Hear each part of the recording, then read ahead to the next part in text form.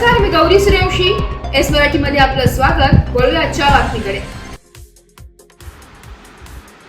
रोजच्या हत्येच्या घटनेने नाशिक शहर हादरले. सातपूर प्रबुद्धनगर येथे पुन्हा एकाचा खून झाल्याची घटना समोर आली आहे. शहरात खुनाचे सत्र सुरू असून नाशिक रोड भागात सराईत गुन्हेगाराची हत्या होऊन 2 दिवसही उलटत नाही. तोच आज दिनांक 5 मे रोजी पहाटे सातपूरच्या महेंद्र सर्कलच्या मेन गेट प्रबुद्धनगर येथे अज्ञात व्यक्तीचा धारदार शस्त्राने वार करून खून केल्याची घटना घडली. सकाळी 9 वाजता पोलिसांकडून मिळालेल्या माहितीनुसार महेंद्र सर्कल मेन गेट जवळ प्रबुद्धनगर येथे एका 40 ते 45 वर्षीय अनोळखी इसमाचा खून झाल्याची माहिती सातपूर पोलिसांना मिळाली. पोलीस घटनास्थळी दाखल झाले असून या प्रकरणी एका संशयितास ताब्यात घेतलं असून पोलीस त्याची चौकशी करत. घटनास्थळी परिमंडळ 2चे उपायुक्त मोनिका राऊत, सहाय्यक पोलीस आयुक्त शेखर देशमुख, सातपूर पोलीस ठाण्याचे वरिष्ठ पोलीस निरीक्षक रणजित नलावडे, गुन्हे शोध पथकाच्या टीमने आणि श्वान पथक घटनास्थळी पंचनामासाठी दाखल झाले. दरम्यान या प्रकरणी एका संशयिताला ताब्यात घेतलं असून सातपूर पोलीस अधिक तपास करीत आहे.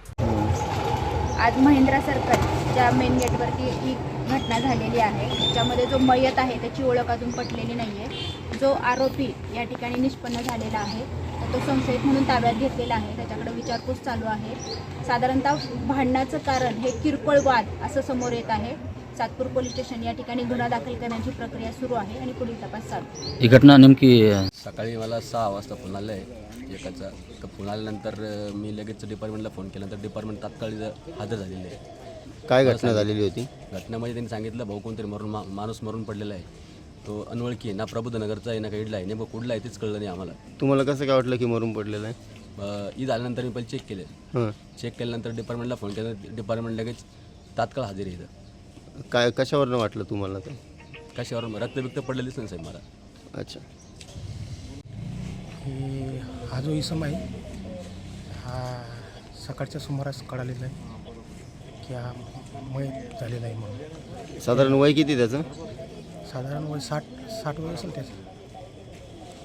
तर आमचे बंधू सुनील पवारने डिपार्टमेंटला माहिती दिली व तात्काळ पोलीस प्रशासन इथं हजर झालेलं आहे आणि आपण स्वतः बघत आहात कळलं कोण आहे काय. Bureau report, S Marathi news, Nashik. अशाच नवीन ताज्या घडामोडी जाणून घेण्यासाठी आमच्या एस मराठी न्यूज चॅनलला लाईक करा, शेअर करा, सबस्क्राईब करा आणि बेल आयकॉनला क्लिक करायला विसरू नका.